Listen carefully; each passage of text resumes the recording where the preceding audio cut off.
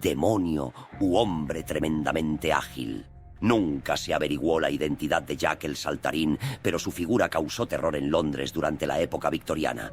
Corría el año 1837, cuando denunciaron varios ataques de un fantasma o diablillo. El ser llamaba a la puerta, y cuando le abrían, generalmente una mujer, le desgarraba la ropa con sus garras. Otras personas le avistaron en la calle, ya que también hacía emboscadas a los caminantes e incluso a los carruajes. Tras sus ataques, huía riendo y saltando de manera inhumana. Tal fue su fama que llegó a atacar una noche de 1877 a varios guardias y salir huyendo. «Nos atacó lanzándonos una llamarada de fuego azul y después desapareció», declararon los soldados. No fueron los únicos que hablaron sobre esta extraña habilidad de Jack. Jane Alsop fue otra testigo de sus ataques. Salió cuando tocaron al timbre y un hombre le dijo que habían atrapado a Jack el Saltarín y que necesitaban ayuda. Ella salió a la calle y él la atacó, lanzándole una llamarada azul y luego rasgando sus ropas con unas garras de metal. Jane corrió hasta su casa mientras Jack seguía atacándola hasta que su hermana apareció y el atacante huyó. Jack el Saltarín se convirtió entonces en una leyenda. Un personaje conocido en toda Inglaterra al que nunca consiguieron atrapar ni tampoco identificar. Su leyenda llegó tan lejos que hasta los Rolling Stones le dedicaron la canción Jumping Jack Flash. Cuídate de encontrarte al pistaco al pasar por los caminos cuando caiga el sol. Podría ser tu última noche en la tierra. El pistaco, también conocido como Nakak o Karishiri en diferentes regiones de los Andes, es un personaje mitológico de la tradición andina en Perú.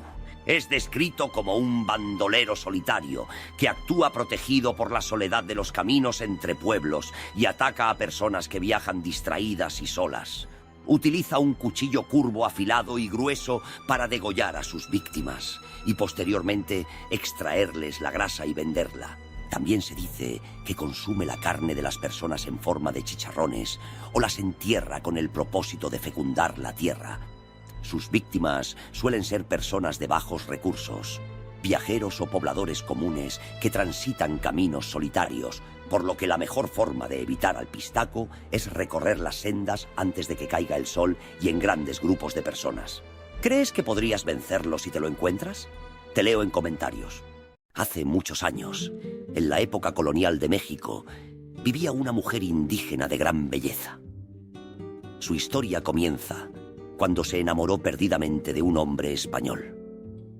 A pesar de las barreras sociales y culturales de la época, la pareja logró construir una relación clandestina y, fruto de su amor prohibido, tuvieron 2 hijos. Sin embargo, el hombre español no estaba dispuesto a comprometerse con una mujer indígena. Movido por la presión social y las expectativas de su propia clase, decidió abandonar a la Llorona para casarse con una mujer de su misma posición social. Este acto desgarrador marcó el inicio del doloroso destino de la Llorona. Devastada por el abandono y llena de una ira descontrolada, la Llorona tomó una decisión horrenda como un acto extremo de venganza. Llevó a sus 2 hijos pequeños hacia un río y los ahogó. Al darse cuenta del horror de sus acciones y la magnitud de su pérdida, la Llorona no pudo soportarlo y se quitó la vida. Desde entonces, se cuenta que la Llorona vaga por las noches llorando, especialmente cerca de ríos y cuerpos de agua. Su lamento angustioso se escucha en la quietud de la noche, advirtiendo a quienes lo oyen sobre la tragedia y la desgracia que puede deparar. Quédate a descubrir la leyenda de la Isla de las Muñecas, situada en Xochimilco, México. En el centro de este enclave se encontraba la casa de Julián Santana, el que fue el vigilante de la isla por más de 25 años. Un día, en la década de los 50, Julián encontró el cadáver de una niña que se ahogó en uno de los canales que cruza la isla. Intentó salvarla, pero fue en vano. A partir de ese día, el fantasma de la niña comenzó a aparecer en los sueños del vigilante y mientras paseaba por el entorno natural escuchaba gritos y llantos, probablemente del espíritu atormentado de la joven. Sin embargo, lo que más impactó a nuestro protagonista fue la aparición de una muñeca en el agua al poco de morir la niña, la cual se decía que era de la niña ahogada. Ante el miedo por el fantasma de la niña y apenado por no haber podido salvarla, Julián decidió proteger su casa y los alrededores con muñecas de todos los tipos y tamaños que funcionarían como guardianas. Así estuvo decorando la isla hasta el día de su muerte. Colocó más de 1500 muñecas por todo el paraje natural que ahora observan con atención a los nuevos turistas que llegan cada día. Perturbador, ¿verdad? Primer, segundo, tercer baño. Ahí encontrarás el fantasma de Hanako. El espíritu de esta niña está condenado a vagar entre los vivos como un yokai por la terrible muerte que experimentó. En vida, la colegiala fue una joven reservada, la cual sufría las burlas y ataques de sus compañeros. Un día, no aguantó más esta situación y acabó lanzándose desde la ventana del tercer baño de su escuela, cayendo desde gran altura y muriendo en el acto. El fantasma de Hanako-san se puede invocar si tocas 3 veces a la tercera puerta del baño de mujeres en el tercer piso y dices: Hanako-san, Hanako-san, Hanako-san, ¿estás ahí, Hanako-san? Es entonces cuando podrás entrar y te encontrarás a una niña pequeña con una falda roja que te traerá 2 posibilidades consigo. La primera es que te concederá un deseo si le ofreces algo a cambio que tenga el mismo valor simbólico. Si esta primera opción no se da, te asesinará en el momento. Amoral, impredecible y tremendamente peligroso. Sus garras metálicas y sus ojos brillantes en la noche perpetraron un sinfín de crímenes de 1984 a 1985 en Buenos Aires. La leyenda del hombre gato argentino y de cómo desapareció tal y como llegó, es decir, sin ser visto, ha sido objeto de estudio. Pero yo te traigo toda la información aquí, quédate a escucharla. Este desconocido, enfundado en un disfraz gatuno, inició una ola de ataques en Buenos Aires que nunca fueron esclarecidos.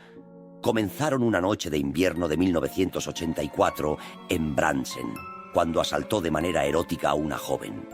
De repente apareció en mi cuarto un hombre enmascarado que maullaba y portaba unas garras metálicas. No sé cómo logró entrar, declaró la mujer. Los ataques continuaron. Poderosos rasguños en las puertas de las viviendas y ataques indiscriminados contra transeúntes. El hombre gato llegaba a arrojarse desde las copas de los árboles a clavar sus garras en el que pasara debajo. Todo se salió de control cuando una niña de 9 años fue herida de gravedad y 2 hombres resultaron muertos. Los vecinos se aliaron con la policía para darle caza. No hubo carta de despedida por parte del hombre gato tras casi un año cometiendo delitos. El último megaoperativo del que se tiene noticia ocurrió en General Sarmiento a finales de febrero de 1985, cuando se lo vio por última vez. Seguramente consciente de que tarde o temprano algún vecino acertaría y le pondría fin a sus 9 vidas de un solo balazo, el hombre gato se esfumó tan furtivamente como había llegado, dejándonos para siempre con la intriga de su identidad y de sus motivos. Te quise y me fallaste. Aquí tienes mi venganza en forma de machete. Esas fueron las últimas palabras que le dedicó a su esposa antes de cortarle una de sus piernas. Pero la leyenda de la patasola arranca mucho antes en cierta región de Tolima Grande, en Colombia, con un humilde campesino cuya esposa, atractiva y joven, despertó el interés del dueño de la hacienda. El patrón envió a un vaquero para obtener información sobre la mujer, quien resultó ser la esposa del protagonista. Sin embargo, el vaquero emisario del patrón se sintió conmovido por traicionar a su amigo y le reveló la verdad. El esposo decidió poner a prueba la fidelidad de su mujer y se fue al pueblo bajo el pretexto de un encargo. Sin embargo, se escondió para espiarla y descubrió que su esposa se dirigió a la hacienda del patrón en su ausencia.